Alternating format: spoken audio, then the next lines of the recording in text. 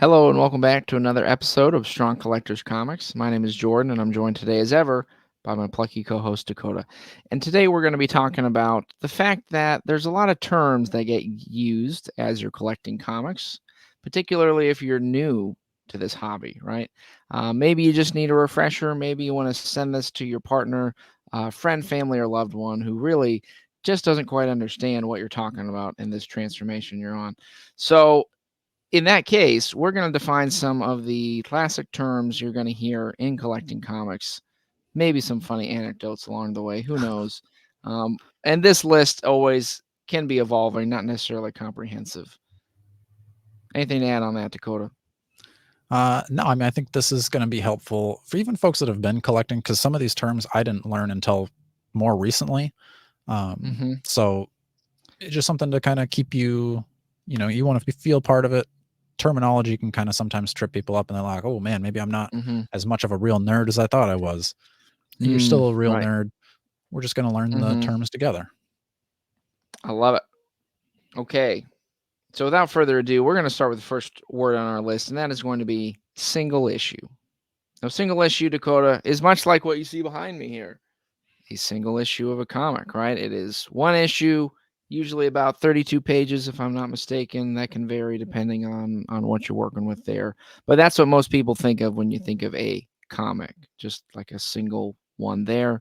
Usually they're part of a larger story. They connect, they're numbered, all that kind of fun stuff.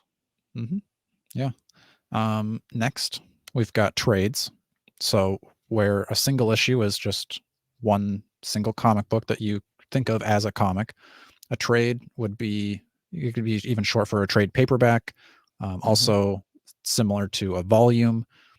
This is usually collects about 5 to probably a little less than 10 issues within a trade paperback or a volume. And that's usually to contain like a story. So you would get maybe Spider-Man 1, 2, 3, 4, and 5 within a trade paperback. That way, some people don't want to buy single issues. They'd rather get more of their story at once. They also display a little bit better on like a bookshelf or something like that. So this is something that you would probably see if you go into like a Barnes and Nobles. They're usually selling trades. They're not usually selling single issues. Important to note. And then if you want even more comics collected in one, you would be getting a compendium or an omnibus.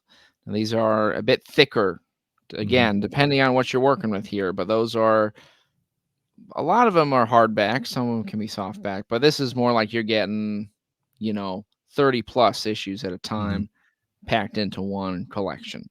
And that can be a collection within itself, is going back to be filling out some of those. We've got a couple of those ourselves for different series that we like, and a lot of them are good for older series as well because they kind of restore them and reprint them and all that kind of stuff.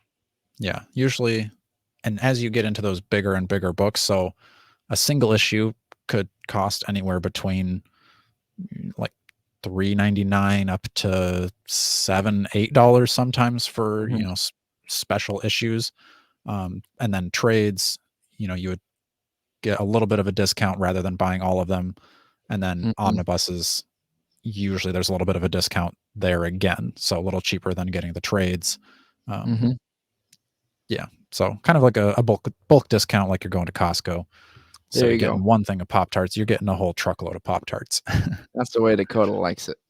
Another term, so with your single issues, the cover is just like, everybody knows what a cover is, cover of a book. With comics, though, you get variant covers. So just like a slightly different art. Could be a completely different artist, but it's the same contents within the comic. The cover is just different. And then that can also change the pricing of that book. If it's a rare variant, it's going to cost more. Some variants cost the same as the regular single issue. It just depends on what cover you like better. Now we arrive at the term virgin. That's me. What do you mean by this? It's like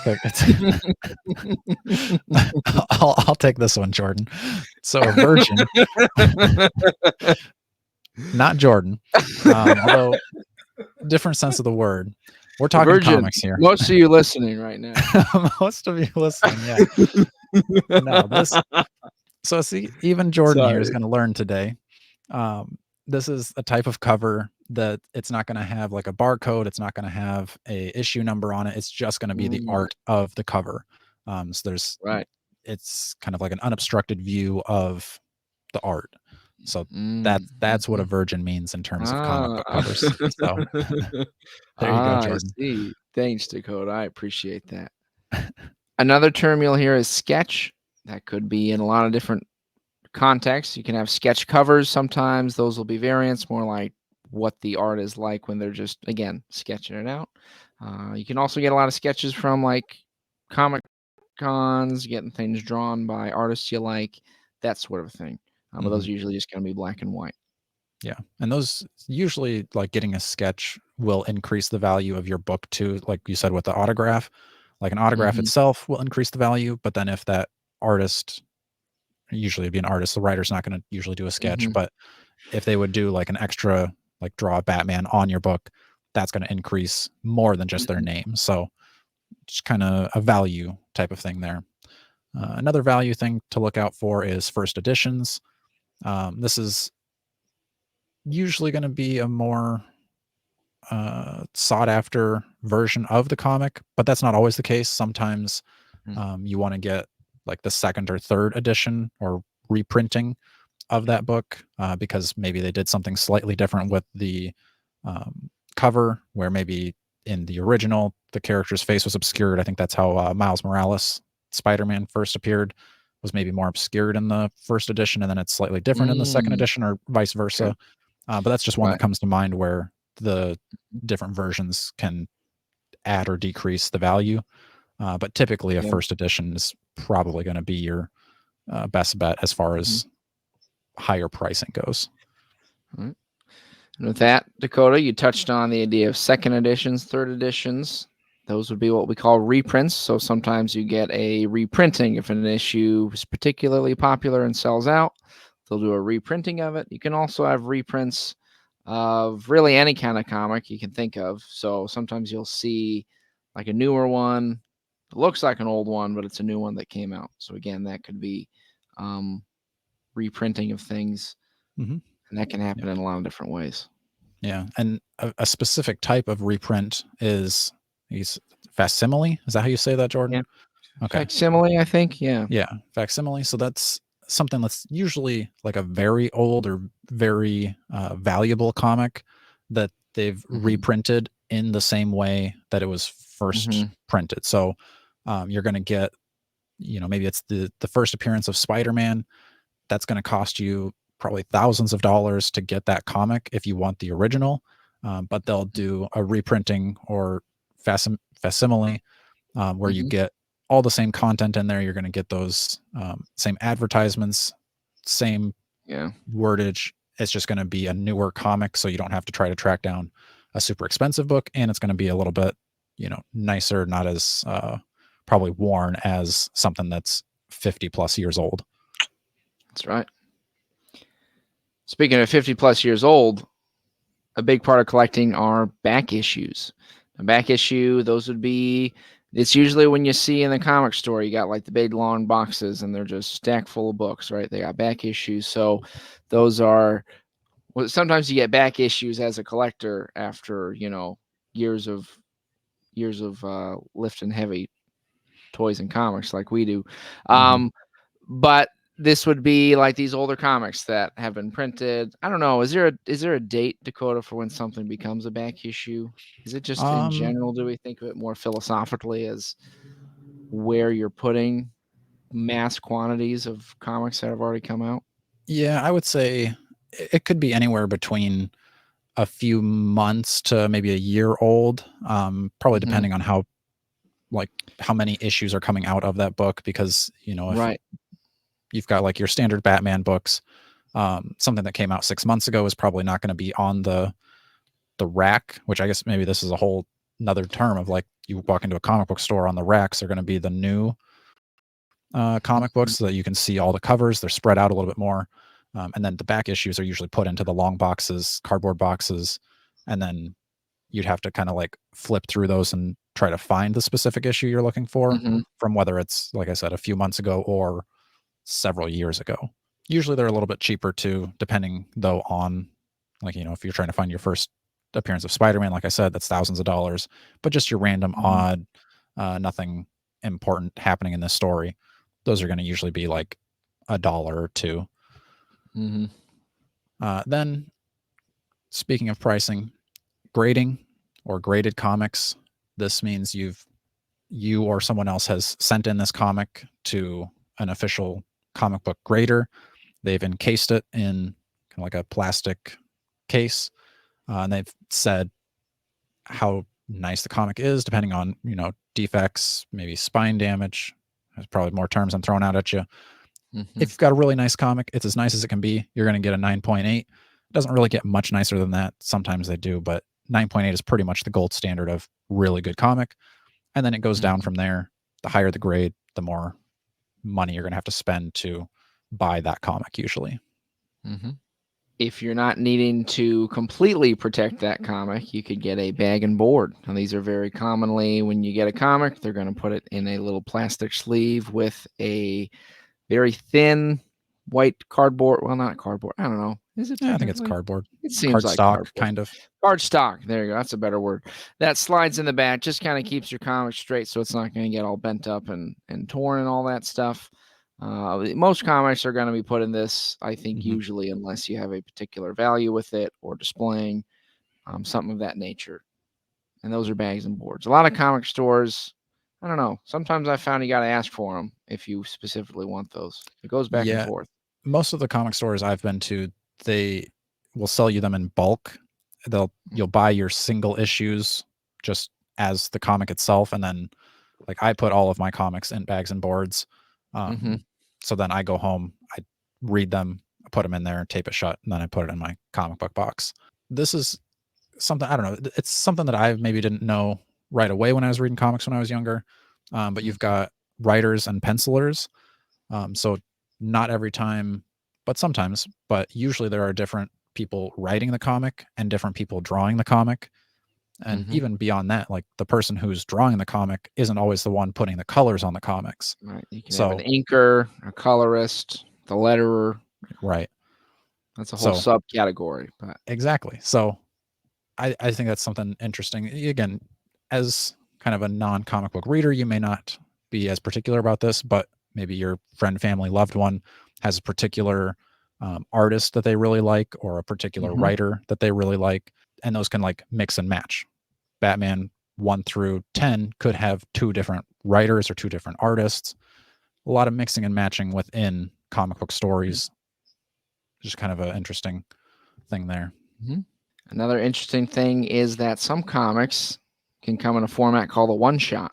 Now, these are kind of cool, I think, because you really only need that one comic, and that should tell you the whole story of whatever they're trying to do. So it could be like a special, like just kind of tying into something. It could be a standalone story. The idea is though there's not like this is the follow up or this is the sequel. There's a one shot and there's just one bit of the story within that. Right. I think those are great for new readers, just because, if I want to read a Batman story, like there's Mm-hmm. thousands of issues of Batman. Even if I want to go to the comic book store and buy the new Batman stories, Mm-hmm. there's Batman 1 through 25 already out, Mm-hmm. and you're going to have to catch up on all that. But if you just want a one shot, one and done, you read one issue, start to finish, story's over. Another term is the big two.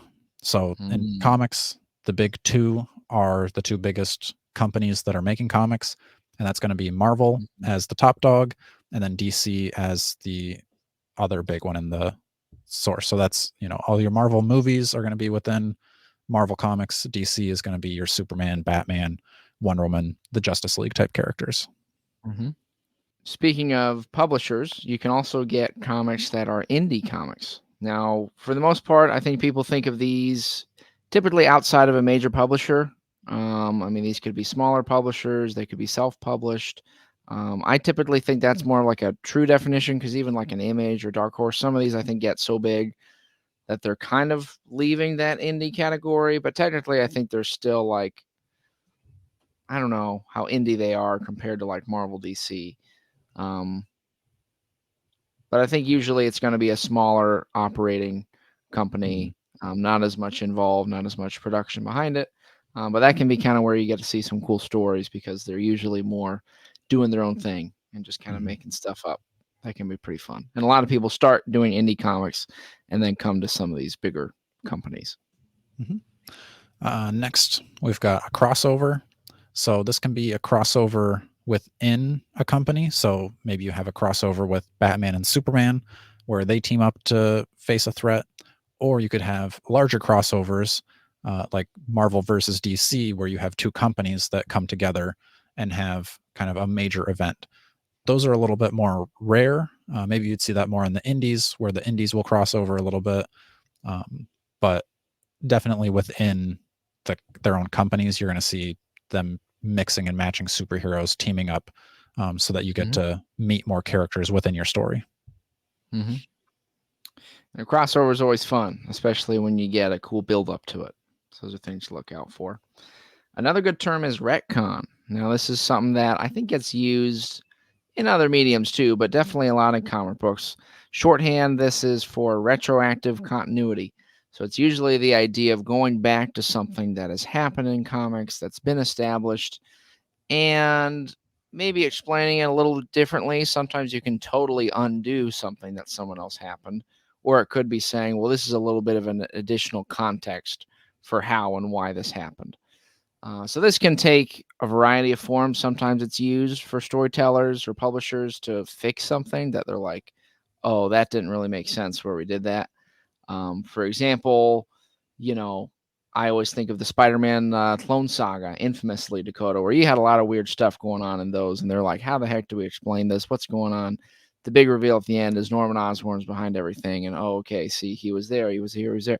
So it's like maybe he quite wasn't, but there's enough gray area you could Mm. fill that in. Um, but other ones could be huge, like totally changing an origin. Like, well, that's not what happened. This is the other thing that happened. So it's kind Mhm. of a catch-all term. I think of sort of like a cosmic eraser. You can go back, Yeah, erase, and then you can fill things in a little bit. I think if you're a clever writer, you can do a retcon and it works and it makes sense and it kind of can elevate a story or character. But that it depends on who's using it, I think, and for what. sure. And I think that definitely comes in handy when you have characters like, especially from Marvel and DC, that have been around for so long that, Mm-hmm. like with Iron Man, I think originally he like got injured in, was it Vietnam or something like that. Right, But now in the modern day, they've kind of retconned it. Now he got injured in Afghanistan, something to kind of bring right. it a The little bit more Punisher into, was in Vietnam. Right, yeah, yeah. So stuff it like it's that. just makes a little more sense to the readers in the present. Um, Mm-hmm. and then the last term that we've got for you is an LCS. So this is one that I think I maybe learned during an interview with somebody. Like they had mentioned LCSs and I had to put it together. It's local comic book stores. So that's going to be, Mm-hmm. not your Barnes and Nobles, but whatever comic book store you have in town. That's your LCS, your local comic book store. And they'll have those, single issues, back issues, all the things we've been talking about within them. That is our crash course guide into comic book terminology. I hope you've enjoyed it. Of course, this is not comprehensive, so if there's any terms that you're like, hey, you got to know this one, please comment it below so that we can know and revise our running database here. Thank you for liking, sharing, and subscribing and tuning in. And as always, until next time, stay strong.